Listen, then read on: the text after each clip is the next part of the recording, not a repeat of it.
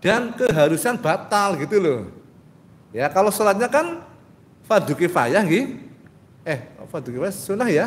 Sunnah muakkad nggih, maaf ya. Mohon, hukumnya sunnah muakkad Pak, sholatnya Pak. Sholat Id itu hukumnya sunnah muakkad. Sunnah yang ditekankan oleh Nabi Muhammad SAW. Saya tadi keliru nggih. Saya bilang fardu kifayah nggih, saya keliru. Yang betul hukum sholat Id itu adalah sunnah muakkad.